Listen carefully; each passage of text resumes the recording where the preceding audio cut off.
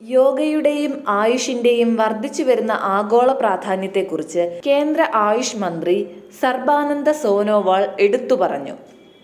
കേന്ദ്ര ആയുഷ് മന്ത്രാലയം സംഘടിപ്പിച്ച ബീഹാർ, ഛത്തീസ്ഗഡ്, ജാർഖണ്ഡ്, മധ്യപ്രദേശ്, ഒഡീഷ, ഉത്തർപ്രദേശ് തുടങ്ങിയ സംസ്ഥാനങ്ങളുടെ പ്രാദേശിക അവലോകന യോഗത്തിൽ അധ്യക്ഷത വഹിച്ച് സംസാരിക്കുകയായിരുന്നു സോനോവാൾ. സംയോജിത ആയുഷ് ആശുപത്രികളുടെ നിർമ്മാണം വേഗത്തിലാക്കണമെന്നും ആയുഷ് സേവനങ്ങൾ ജനങ്ങൾക്ക് ലഭ്യമാക്കുന്നതിനായി എത്രയും വേഗം പ്രവർത്തനം ആരംഭിക്കണമെന്നുമായിരുന്നു അദ്ദേഹം സംസ്ഥാന സർക്കാരിനോട് അഭ്യർത്ഥിച്ചത്. സമഗ്രമായ ആരോഗ്യ പരിരക്ഷയുടെ പ്രാധാന്യം ശ്രീ സോനോവാൾ ഊന്നിപ്പറയുകയും ദേശീയ ആയുഷ് മിഷൻ മാർഗനിർദ്ദേശങ്ങളിൽ വിവരിച്ചിരിക്കുന്ന ആയുഷ് പൊതുജനാരോഗ്യ പരിപാടി നടപ്പിലാക്കാൻ ആഹ്വാനം ചെയ്യുകയും ചെയ്തു.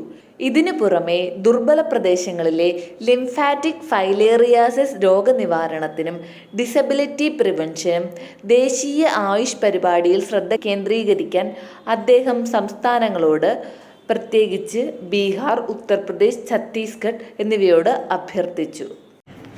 കൂടുതൽ വാർത്തകൾ അറിയുവാനായി ഈ ചാനൽ സബ്സ്ക്രൈബ് ചെയ്ത് ഫോളോ ചെയ്യുക.